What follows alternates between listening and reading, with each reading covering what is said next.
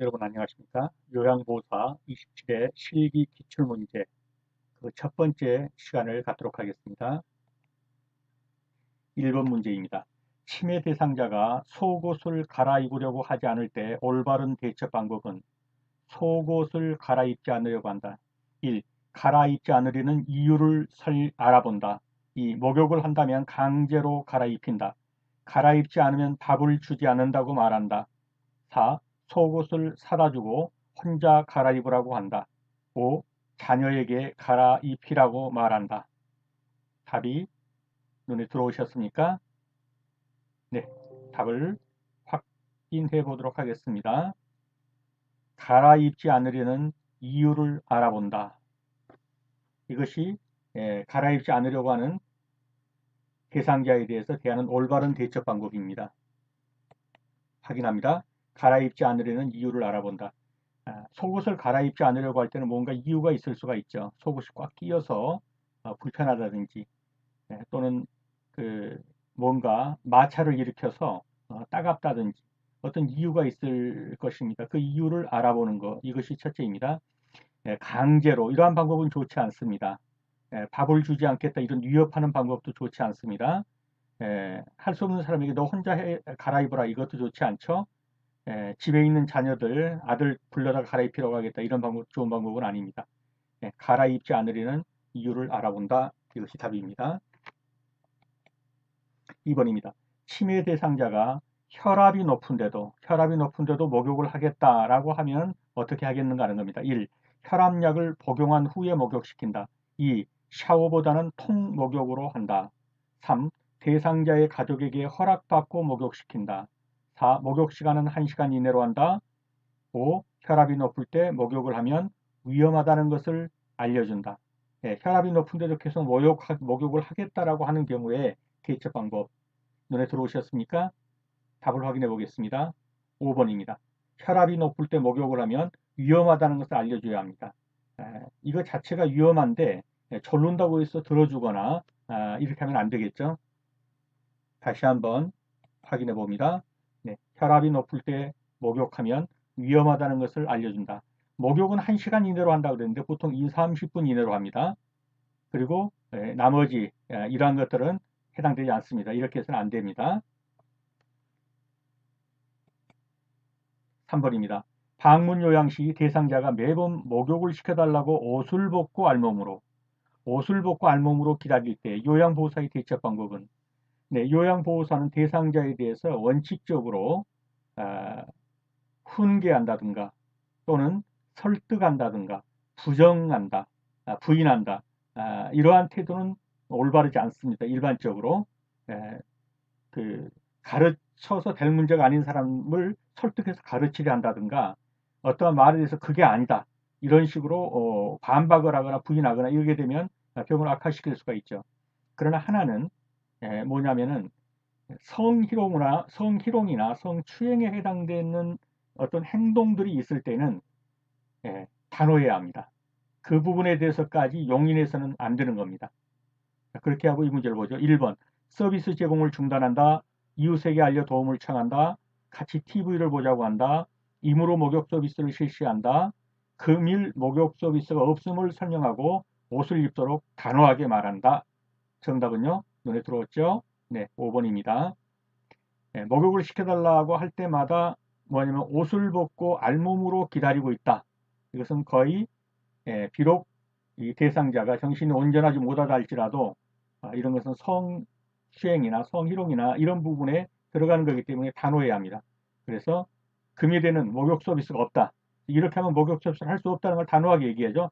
옷을 입으라 라고 단호하게 말한다. 이것이 답입니다.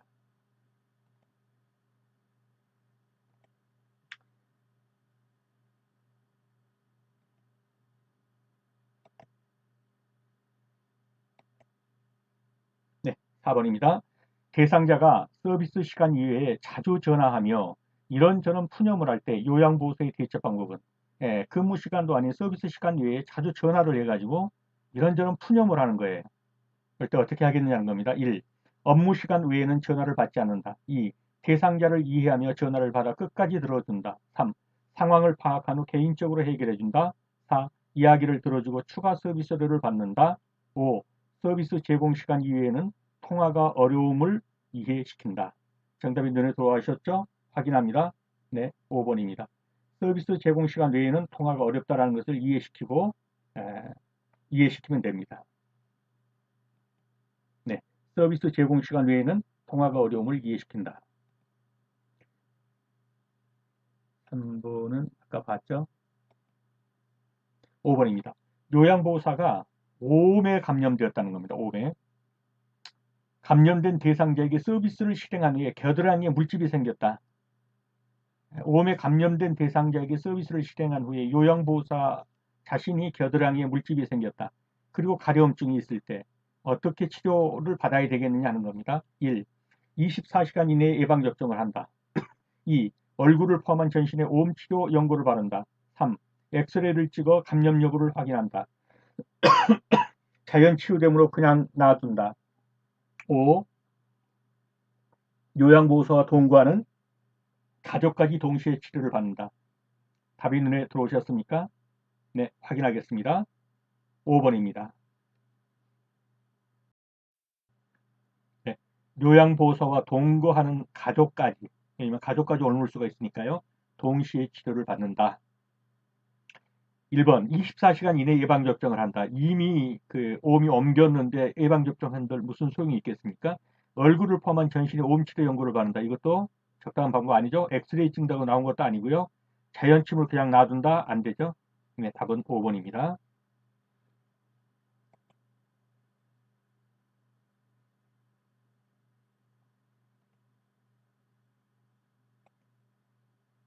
6번입니다. 골다공증이 있는 대상자를 돕는 방법으로 옳은 것은 골다공증이 있는 대상자 1. 체중을 줄인다. 2. 체중 부하 운동을 한다. 3. 자외선 차단자를 바른다. 4. 비타민 C를 섭취한다. 5. 카페인을 섭취한다. 답이 눈에 보이셨습니까? 네, 2번입니다. 체중 부하 운동을 한다입니다. 한 번 더 확인하겠습니다. 체중 부하 운동을 한다. 운동을 통해서 근육을 발달시켜야 합니다. 그래서 그 근육이 체중 부하를 감당하게 해서 뼈를 보호하게 해줘야 합니다. 그래서 골다공증이 있는 대상자는 체중이 좀 걸리는 운동을 해서 근육을 키워준다. 그래서 뼈를 보호하게 한다. 이것이 답입니다. 나머지 한번 살펴보죠. 골다공증이 있다고 해서 체중을 무조건 줄이는 것이 아니고 조절한다 이게 맞습니다. 체중을 조절한다. 그다음에 자외선 차단제를 바른다 그랬는데 적정한 자외선을 쪼여서 자외선은 뭡니까? 몸에서 비타민 D의 형성을 돕게 되죠. 비타민 D가 바로 골다공증을 치료하는 그러한 영양소입니다. 그래서 무조건 자외선 차단을 한다고 되는 게 아니고요. 적정한 자외선을 오히려 쬐어서 비타민 D 형성을 도와줘야 합니다. 비타민 C를 섭취한다가 아니고 비타민 D를 섭취한다. 카페인을 섭취한다. 틀렸습니다. 맞는 것은 골다공증이 있는 대상자는 체중 부하 운동을 해서 근육을 키워서 뼈를 보호한다. 2번이 맞겠습니다. 7번입니다. 당뇨병 대상자를 돕는 방법으로 옳은 것은 1. 공복에 운동을 하게 한다. 2. 인슐린 주사약은 경구로 투약한다. 3. 고콜레스테롤 식이를 제공한다. 5. 발의 상처 유무를 주의 깊게 관찰한다. 5. 소금량을 점차 늘려 반찬을 제공한다. 답이 눈에 보이셨습니까? 네, 답은 4번이죠. 발의 상처 유무를 주의 깊게 관찰한다. 당뇨병 환자들은 피가 껄쭉하죠. 혈액순환이 잘 안 되죠. 그래서 말초신경부터 썩어 들어가거나 상처가 나면 썩어 들어갈 확률이 많습니다. 이런 상처 난 것들은 유무를 상처가 있는지 이런 유무를 주의 깊게 관찰해야 합니다. 발의 상처 유무를 주의 깊게 관찰한다. 공복 운동 좋지 않습니다. 인슐린 주사약은 주사로 맞는 것이지 경구는 뭡니까? 입으로 먹는 것이죠? 안 되죠? 고콜레스테롤 시기가 아니라 저콜레스테롤이 적은 거, 저콜레스테롤 시기를 해야 합니다. 소금량을 점차 늘린다. 이거는 거의 당뇨병의 제일 그 적이 뭡니까? 소금입니다. 소금. 짜게 먹는 거. 그래서 소금량을 점차 늘린다는 것은 절대적으로 틀린 것이죠. 발의 상처 유무를 주의 깊게 살펴서 상처가 나게 되면 어렵습니다. 당뇨병 환자들은.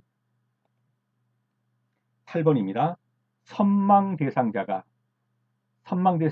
초조해할 때 비약물적 치료 방법으로 옳은 것은 그랬습니다. 1번 가족과 지인들이 자주 방문하게 한다. 2번 단호하고 부드러운 목소리로 말한다. 3번 대상자의 물건을 다른 곳으로 치운다. 4번 낮에는 창문을 커튼으로 가려준다. 5번 밤에는 조명을 어둡게 한다. 답이 눈에 들어오셨습니까? 네, 먼저 답을 찍고 가겠습니다. 단호하고 부드러운 목소리로 말한다. 아, 이 선망 대상자의 대부분이 많이 헷갈리고 완절부절을 못하죠. 그래서 어느 정도의 단호함이 필요합니다. 그렇지만 매우 부드러워야 합니다. 예, 단호하고 부드러운 것을 동시에 필요로 합니다. 나머지 것들도 보기 위해서 선망에 대해서 한번 살펴볼게요. 첫째, 이 선망이란 게 뭐냐? 선망은 의식과 진압력. 진압력이 뭡니까? 날짜, 오늘이 며칠인지, 장소, 여기가 어디인지, 사람에 대한 이런 정확한 인식이 제대로 없는 거. 이런 게 진압력이죠. 그래서 의식과 진압력에, 그러니까 정상이었다, 아니다, 이런 기복을 주된 특징으로 하는 질환이 선망입니다. 이 선망에서 언어력 저하, 그다음에 말이 어눌하고 인지 기능이 전반적 장애가 오고 정신병적 장애가 일어나게 됩니다. 그러면 선망은 혼돈과 비슷하지만 과다 행동, 안절부절을 못하고 잠을 안 자고 소리를 지르고 주사기를 빼내버리고 또 환각을 느끼고 초조함, 떨림 이러한 증세가 자주 나타나는 것, 이런 것이 선망 증세입니다. 이 선망은 치매하고 선망이 비슷하다. 그런데 어떤 차이점이 있는데 그건 뭐냐면 지속성이라는 거예요. 치매는 어떻습니까? 매우 오랜 기간 동안 지속적으로 악화되어 갑니다. 그리고 거의 낫지 않습니다. 그런데 선망의 경우는 어떻습니까? 수일 이내 급격히 이러한 현상이 발생하고 또 원인이 소멸하면 수일 이내에 나아버립니다. 호전될 수도 있다는 거죠. 자, 그러면 환경 조절을 어떻게 해줄 것이냐? 선망은 은은한 조명을 설치해서 환자의 불안을 감소시켜준다. 환자는 불안하고 좌불안석하고 왔다 갔다 하고 이러기 때문에 조명을 은은하게 설치해서 불안을 감소해 준답니다. 그 다음에 환자가 밤낮을 구별할 수 있도록, 밤과 낮을 구별할 수 있도록 창문이 나와 있는 방에 머물도록 해주는 겁니다. 이 밀폐된 공간은 아주 좋지 않습니다. 그래서 창문을 열어서 환기도 시켜주고 창문이 있는 그런 방에서 낮이고 밤이고를 구별할 수 있도록 그런 창문이 큰 방을 쓰는 게 좋습니다. 다음, 환자에게 친숙한 환경을 유지해 줘야 합니다. 낯선 환경 이런 것에는 선망 환자는 적응을 못합니다. 그래서 친숙한 환경, 그래서 될 수 있으면 가족이 옆에 있어 주는 것도 좋습니다. 환자가 평소에 사용하는 물건 같은 걸 병실에 두어서 안정감을 두는 게 좋습니다. 환자가 알지 못하는 이런 새로운 물건을 두는 것은 환자를 자극하기 때문에 좋지 않습니다. 그 다음에 환자에게 오늘의 날짜, 오늘 며칠인지, 지금 상황은 어떠한 것인지 이러한 것을 알려주어서 현재의 상황을 파악하게 해주는 것입니다.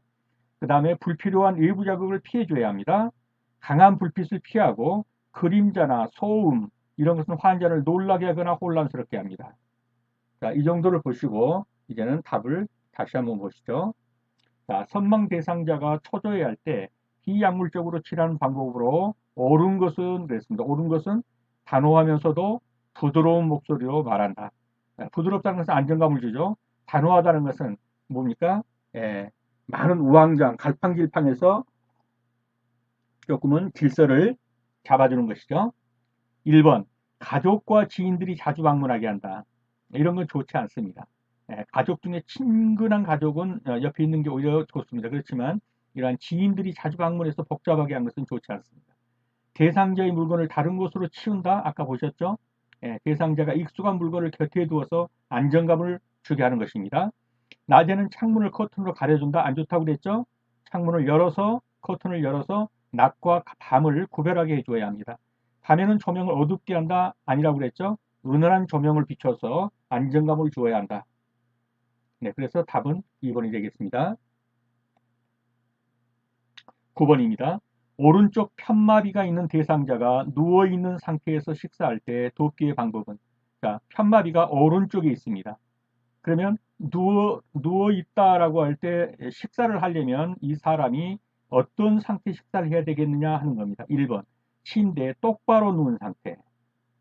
그때 천천히 음식을 제공한다. 2번, 왼쪽을 밑으로 하여 약간의 옆으로 누운 자세에서 음식을 제공한다. 3번 오른쪽을 밑으로 하여 약간 옆으로 누운 자세에서 음식을 제공한다. 4번 왼쪽을 베개나 쿠션으로 지지하여 안정감을 준다. 5번 식사 도중 사례가 걸리면 물을 마시도록 한다. 자, 오른쪽 편마비가 있다. 일단은 식사를 하는데 어떤 식으로 하냐면은 옆으로 비스듬히 누운 장세, 옆으로 누운 자세에서 음식을 먹게 해줘야 합니다. 근데 오른쪽에 편마비가 있으니까 어느 쪽이 밑으로 가야겠습니까? 건강한 쪽이 밑으로 가야겠죠? 편마비가 있는 쪽이 위로 올라갑니다. 그러므로 왼쪽을 밑으로 해야 합니다. 그러면 어떻습니까? 왼쪽을 밑으로 와요. 이렇게 되겠죠? 오른쪽을 밑으로 와요. 이건 틀린 겁니다. 약간 옆으로 누운 자세에서 음식을 제공한다. 어떻습니까? 이것은 맞는 표현이겠죠? 침대 똑바로 누운 상태에서 이건 매우 위험합니다. 똑바로 누운 상태에서요. 이런 건 잘못하면 기도로 넘어갈 수도 있고요. 오른쪽을 밑으로 와요. 이것도 아니라고 그랬죠. 오른쪽에 편마비가 있기 때문에 오른쪽이 위로 올라가야 됩니다. 왼쪽을 베개나 쿠션으로 지지하여 그랬습니다. 자, 베개나 쿠션으로 지지하는 것은 어느 쪽입니까? 위쪽인데 편마비가 있는 쪽입니다. 그렇기 때문에 오른쪽 편마비가 있는 쪽을 베개나 쿠션으로 지지해 줘야 합니다. 그림을 떠올려 보십시오. 식사 도중에 사례가 걸렸다. 물 마시기 해서는 안 되고요. 식사를 중단하고 의료진, 간호사에게 도움을 요청해야 합니다. 다시 한번 정답을 확인해 보겠습니다. 정답은 왼쪽, 즉 성한 쪽, 건강한 쪽을 밑으로 해서 약간 옆으로 누운 자세에서 음식을 제공한다입니다. 식사 도중 사례가 걸리면 어떻게 한다고요? 식사 중 사례가 걸리면 식사를 중단하고 시설장에게 보고합니다. 10번입니다. 음식물을 삼키기 힘들어하는 대상자를 돕는 방법으로 옳은 것은 음식물을 삼키기 힘들어합니다. 1번 삼키기 쉽도록 턱을 위로 들게 하여 식사를 제공한다. 2번 대상자가 원하는 만큼의 양을 입에 넣어준다. 3번 완전히 삼켰는지 확인하는 음식을 제공한다. 4번 천천히 식사하도록 자주 질문을 한다. 5번 대상자가 스스로 식사할 수 있으면 자리를 비켜준다. 정답이 눈에 들어왔습니까? 정답을 찍어보겠습니다. 3번입니다. 완전히 삼켰는지를 확인한 다음에 다음 음식을 넣어줘야 합니다. 제공해줘야 합니다. 나머지 지문은 어디가 틀렸는지를 한번 확인해 보겠습니다. 먼저 1번입니다. 삼키기 쉽도록 턱을 위로 들게 해서 식사를 제공한다 그랬는데요. 식사할 때 턱을 위로 들면은 기도가 열리게 됩니다. 그래서 넘어간 답이 위 10도로 들어가서 위로 가는 게 아니라 기도로 들어가게 되면 숨이 막혀 죽을 수도 있어요. 그렇기 때문에 뒤로 젖히는 것은 안 됩니다. 오히려 앞으로 수그리고 턱을 약간 밑으로 내려서 밥 먹는 것이 좋습니다. 다음, 대상자가 원하는 만큼의 양을 입에 넣어준다가 아니고 대상자야 막 많이 넣으라고 그럴 수도 있겠죠. 삼킬 수 있을 만큼 충분히 삼킬 수 있을 정도의 작은 양을 넣어주는 것입니다. 완전히 삼켰는지 확인한 후 다음 음식을 제공한다. 이것은 답이고요. 천천히 식사하도록 이건 좋습니다. 그런데 자주 질문을 한다. 이 부분은 틀렸습니다. 자주 질문해서 말을 시키게 되면 음식을 먹다가 잘못하면 기도로 넘어갈 수가 있어요. 그래서 음식을 먹을 때 자주 질문하는 것은 좋지 않습니다. 대상자가 스스로 식사할 수 있다면 자리를 비켜준다. 이것도 틀렸습니다. 스스로 식사할 수 있다 할지라도 식사하는 동안 관찰자의 자세로 지켜봐야 합니다. 무슨 일이 있을지 모르죠. 그렇기 때문에 자리를 비켜준다라는 부분은 틀렸습니다. 답은 3번입니다. 11번입니다. 경관 영양을 하는 대상자를 돕는 방법으로 옳은 것은 경관 영양이 무엇입니까? 쉽게 말하면 콧줄 또 비위관이죠. 비위관을 통해서 영양을 위에 공급해 주는 것입니다. 입으로 씹지 않고 콧줄을 통해서 위로 내려가는 비위관을 통해서 영양을 공급해 주는 것. 이것이 경관 영양인데요. 이 경관 영양은 1번 의식이 없는 경우에만 경관 영양을 한다. 2번 고농도의 진한 영양액을 준비한다. 3번 비위관이 빠지면 즉시 밀어넣는다.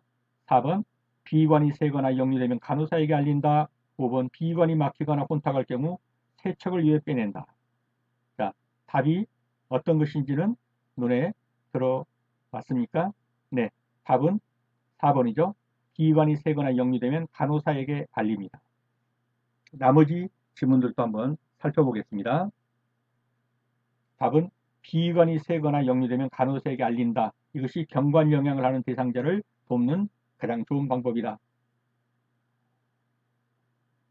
그러면 1번 의식이 없는 경우에만 경관 영양을 한다 그랬는데 아닙니다. 의식이 있다 할지라도 입으로 씹을 수 없는 상황이라든가 목구멍으로 넘길 수 없는 상황이 있다면 비위관을 통해서 넣어줘야 합니다.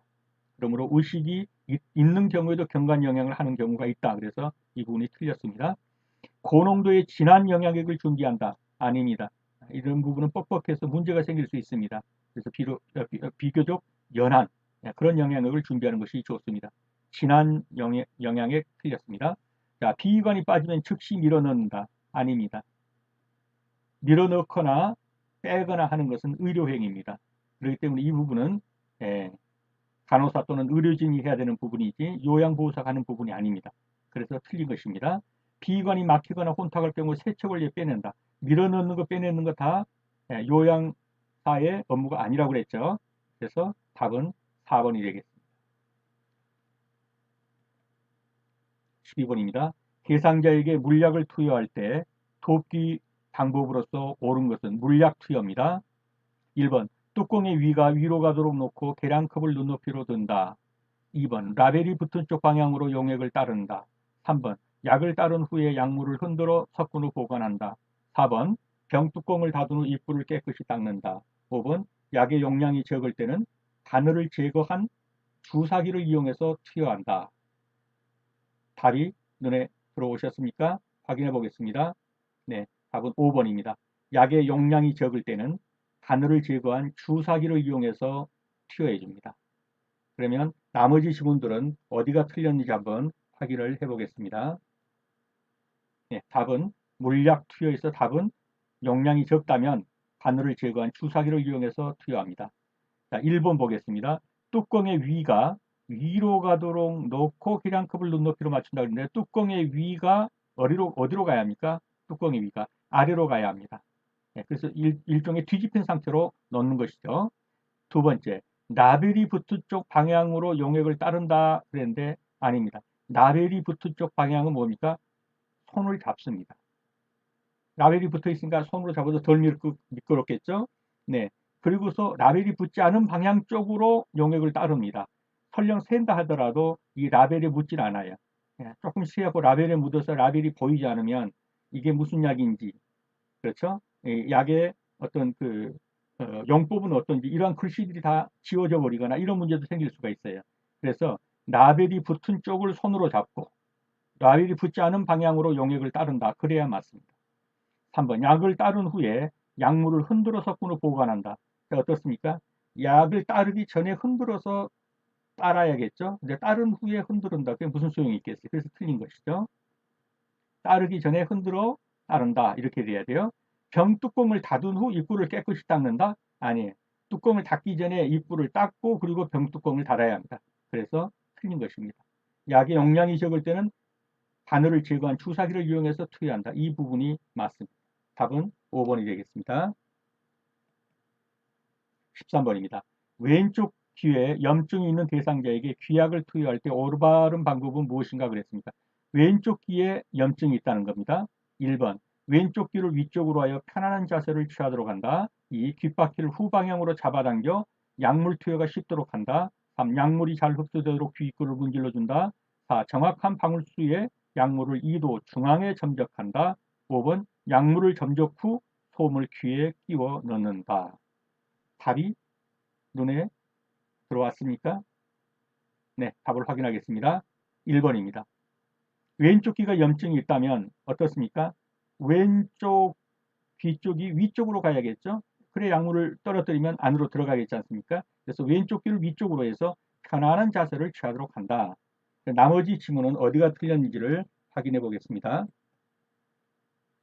자, 답은 왼쪽 귀에 염증이 있으면 왼쪽 귀를 위쪽으로 해서 편안한 자세를 취하도록 한다. 이것이 답입니다.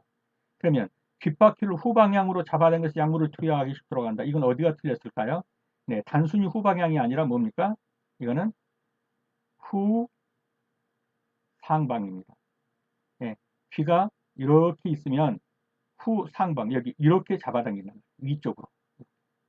후상방으로 잡아당긴다. 이게 맞습니다. 그래서 귓바퀴를 후방향으로 아니라 후상방으로 이래야 맞습니다. 다음, 약물이 잘 흡수되도록 귀 입구를 문질러 준다가 아니고 귀 바퀴를 꾹꾹 눌러주는 겁니다. 눌러서 귀 이도 이쪽에 떨어뜨린 약물이 잘 흘러 들어갈 수 있도록 눌러준다. 정확한 방울쇠 약물을 이도 중앙에가 아니고 이도 측면에, 그 귀 안으로 들어가는데 측면에 떨어뜨려서 안으로 점점 흘러 들어가게, 점적한다 이 말은 뭡니까? 점점 흘러 들어가게 이런 말이에요. 그래서 이도 측면에 떨어뜨려 가지고 흘러 들어가게 만들어 주는 것입니다.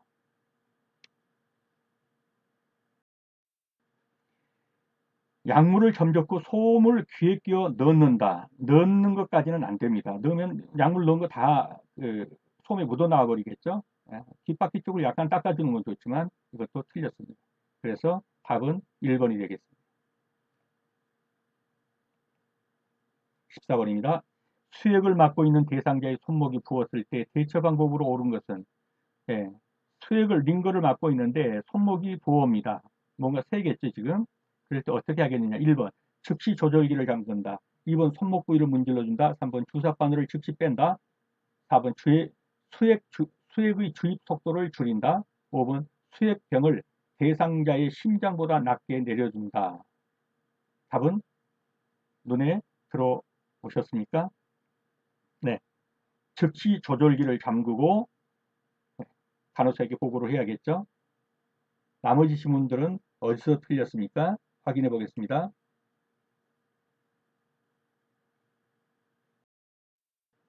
네, 나머지 지문들을 확인해 보면요. 손목 부위를 문질러 준다. 안 됩니다. 부은 거 문질러 줘서는 안 됩니다. 주사 바늘을 즉시 뺀다. 이 부분도 의료행위이기 때문에 요양보호사가 할 일이 아닙니다. 수액 주입 속도를 줄인다. 잠궈서 더 이상 들어가지 못하게 해야지 주입해서도 안 됩니다. 수액병을 대상자의 심장보다 낮게 내려준다. 심장보다 낮게 내려주면 어떻습니까? 오히려 피가 거꾸로 속으로 링거병 속으로 역류하겠죠. 이 부분도 틀렸습니다. 더 높게 해줘야 합니다. 그러므로 답은 즉시 조절기를 잠근다. 그리고 보고한다. 이렇게 되겠죠. 15번입니다. 침상 배설을 돕는 방법으로 옳은 것은 침상 배설입니다. 1번 편안하게 배설하도록 침상의 높이를 낮춘다. 2번 차가운 병기를 대주어 변을 자극한다. 3번 대상자가 실수하면 주의 준다. 4번 변을 호소할 때 참을 수 있도록 훈련한다. 5번 스스로 할 수 있는 것은 스스로 하도록 한다. 옳은 것은 무엇이겠습니까? 답이 눈에 들어왔죠? 확인하겠습니다. 5번입니다. 스스로 할 수 있는 것은 스스로 하도록 해주는 것입니다. 그럼 나머지 지문들은 어디서 틀렸는지를 보겠습니다. 편안하게 배설하도록 침상의 높이를 낮춘다가 아니고 높여줘야 합니다. 침상을 높여줘 가지고 아래로 힘을 줄 수 있도록 하는 그러한 자세를 취하게 해줘야 합니다. 차가운 병기를 대주어 변이를 느끼게 한다. 차가운 병기가 아니고 따뜻한 병기를 대주어서 변이를 느끼게 해줘야 합니다. 대상자가 실수한다고 주의를 주거나 겁박을 주어서는 안 됩니다. 변이를 호소할 때 참을 수 있도록 훈련을 한다. 이 부분도 아닙니다. 스스로 할 수 있는 것은 스스로 하도록 한다. 5번이 답이 되겠습니다. 16번입니다. 오른쪽 편마비 대상자의 이동변기 사용을 돕는 방법. 자, 오른쪽 편마비입니다. 답이 나와버렸네요. 1번부터 보겠습니다. 대상자의 오른쪽에 이동변기를 위치하게 한다. 오른쪽 편마비면 성한 곳이 왼쪽이죠. 이동변기는 어느 쪽에 놓아야 돼요? 성한 곳, 건강한 팔이 있는 쪽, 건강한 팔다리가 있는 쪽. 그렇기 때문에 대상자의 왼쪽에 이동변기를 놓아야 되죠. 오른쪽, 그래서 틀렸고요.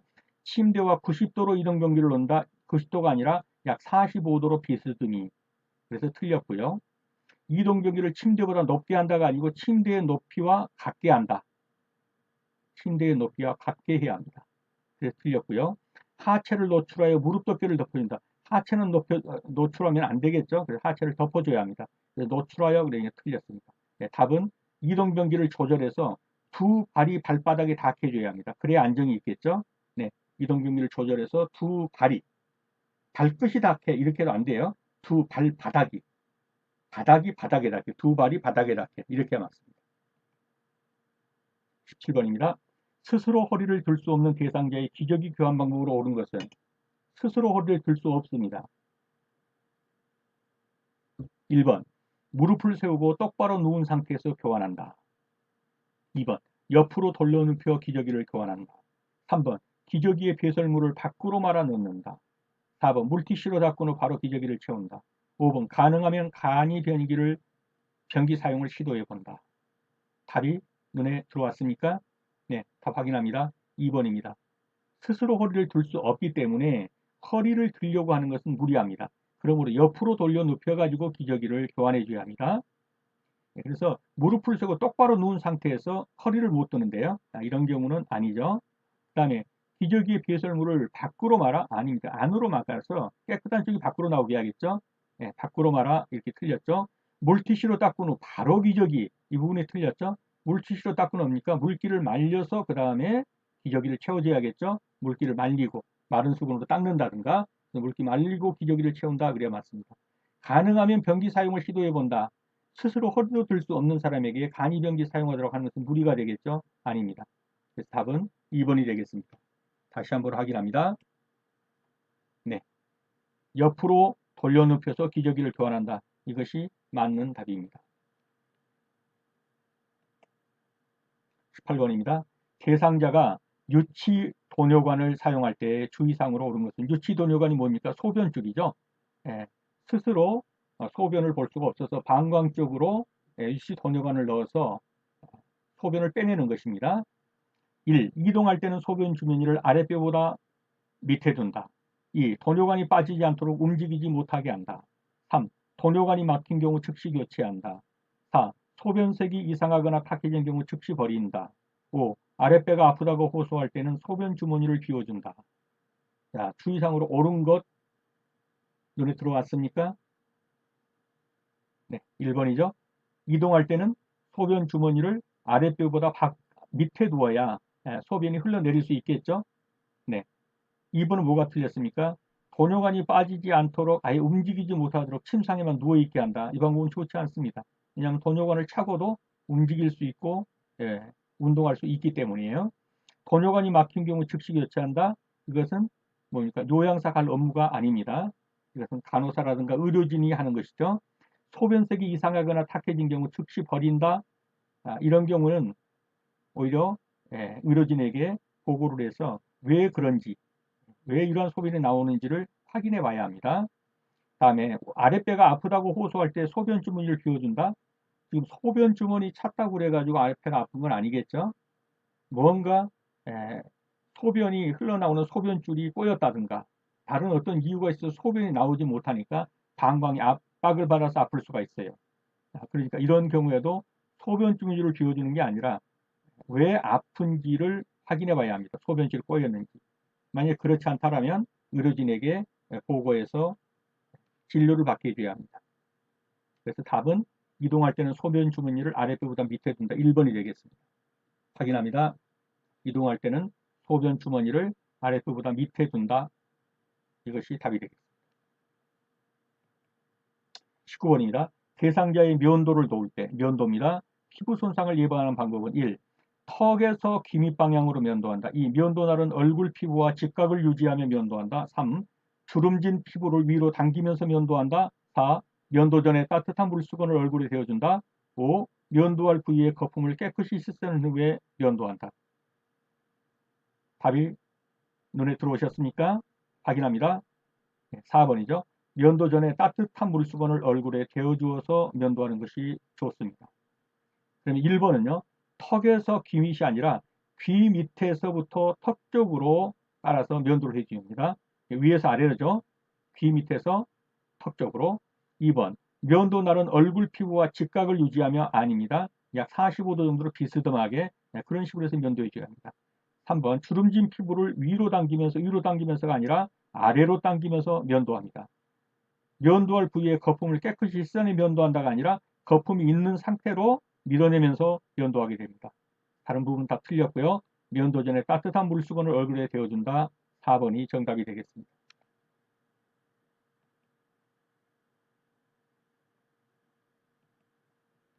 20번입니다.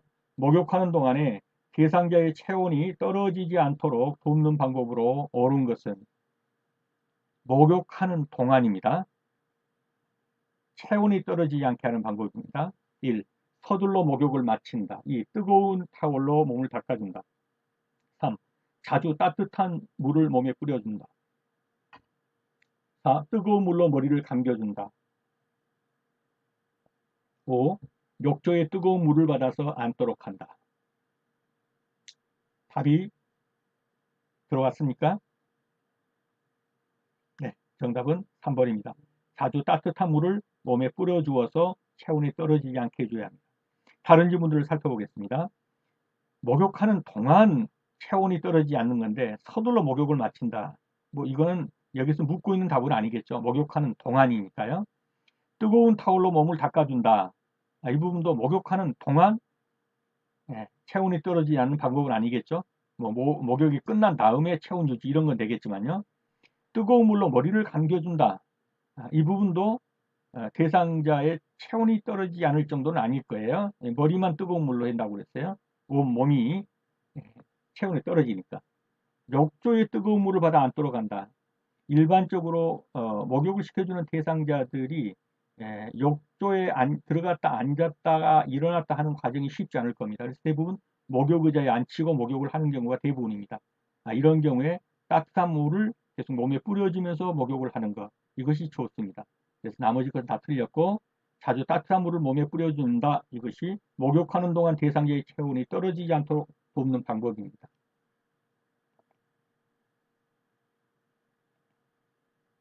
21번입니다. 왼쪽 편마비 대상자가, 왼쪽입니다. 대상자가 침대 발 쪽으로 미끄러져서, 침대 발 쪽으로, 즉 아래쪽으로 미끄러졌죠. 내려가 있을 때 대상자의 협조를 받아 이동시키는 방법으로 옳은 것은 그랬습니다. 1. 대상자가 양손으로 침대 머리 쪽 난간을 잡고 올라간다. 2. 배와 허리에 힘을 주고 양쪽 다리를 밀며 올라간다. 3. 대상자의 오른손으로 침대 머리 쪽 난간을 잡고 당기게 한다. 4. 대상자의 오른손으로 요양보호사의 목을 잡고 신호에 따라 맞춰 올라간다. 5. 요양보호사가 침대 발쪽에서 대상자의 두 다리를 밀며 올라간다. 답이 어느 정도 눈으로 들어왔습니까? 확인하겠습니다. 답은 3번입니다. 대상자의 오른손으로 침대 머리 쪽 난간을 잡고 당기게 한다. 예. 본인이 할 수 있는 한은 스스로 하도록 도와줘야 합니다. 스스로 하도록 해줘야 합니다. 즉 쉽게 말하면 왼쪽이 편마비고 오른손과 오른발은 어떻습니까? 오른쪽은 건강한 쪽입니다. 그러므로 건강한 오른손으로 침대 머리 쪽 난간을 잡고 당기면 올라가게 되어 있습니다. 이 정도는 혼자 스스로 할 수 있겠죠. 자, 1번은 뭐가 틀렸습니까? 대상자가 양손으로 침대 머리 쪽 난간을 잡고, 즉 왼쪽은 편마비인데 양손으로 침대 머리 쪽 잡으라 그러면 되겠습니까? 이건 안 되겠죠. 건강한 오른손으로 잡고 오른쪽 발을 좀 밀 수는 있지만 양손으로 잡고 이 부분이 틀렸죠. 다음, 배와 허리에 힘을 주고 양쪽 다리로, 한쪽은 편마비라니까요. 양쪽 다리로 밀며, 그러니까 틀렸죠. 4번, 대상자의 오른손으로 요양보호사의 목을 잡고 신호에 올라간다. 혼자서 침대 머리 쪽 난간을 잡고도 오른손은 성하니까요. 올라갈 수 있는데 스스로 할 수 있는 것까지 요양보호사가 꼭 달려들 필요는 없을 것 같습니다.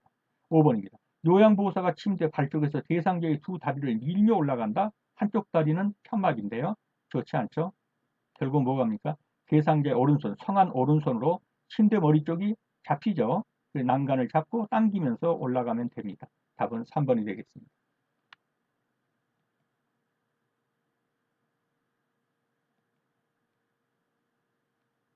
22번입니다. 그림과 같이 엎드린 대상자를 베개와 타월로 지지하는 이유는, 예, 이렇게 이렇게 발목 쪽에, 그리고 이 엉덩이 쪽에 이렇게 엎드린 자세에서 이렇게 베개와 타월로 지지하는 이유가 무엇이겠느냐 하는 것입니다. 1. 허리와 넓적다리 긴장하나. 2. 척추 측만증 감소. 3. 무릎 관절 구축 예방. 4. 전신 혈액순환 증진. 5. 다리 근육 근력 강화. 답이 눈에 들어왔습니까? 네, 확인해 보겠습니다. 허리와 넓적다리, 이 허리와 넓적다리 쪽에 근육을 긴장을 완화시켜 주는 것입니다. 한 번 더 확인해 보겠습니다. 네, 허리와 넓다리의 긴장을 완화시키는 풀어주는 것. 허리하고 넉다리 쪽에 긴장을 완화시켜 풀어주는 거. 익혀두십시오.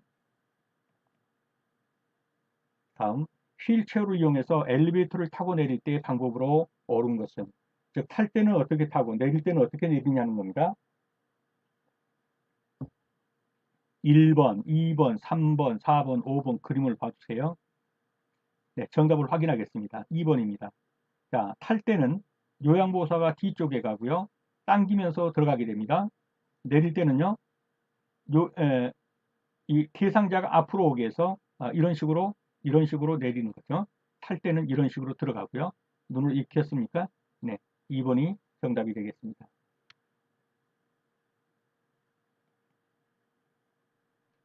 네, 보이시죠? 탈 때는 요양보호사가 먼저 뒷걸음질로 들어가고 내릴 때는 예, 대상자를 앞으로 해서 밀면서 내리는 거.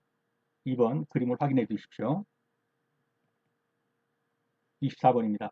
대상자를 휠체어에 태우고 이동할 때 휠체어 앞바퀴를 들어 올려서 뒤로 젖힌 상태에서 이동해야 하는 경우는 울퉁불퉁한 길 갈 때, 2번 문턱 오를 때, 3번 내리막길을 올라갈 때, 4번 내리막길을 내려갈 때, 5번 엘리베이터를 타고 내릴 때. 앞바퀴 들고요. 휠체어 앞바퀴를 들고 들어 올려서 젖힌 상태, 그런 상태에서 이동해야 하는 경우는 답이 눈에 들어왔나요? 확인합니다. 울퉁불퉁한 길을 갈 때 이러한 형태로 가게 됩니다. 앞바퀴 들고 뒤로 젖힌 상태에서 이동하게 됩니다. 확인합니다. 울퉁불퉁한 길을 가게 됩니다. 네, 수고하시느라 수고 많으셨습니다. 다음 시간에 다시 뵙겠습니다. 감사합니다.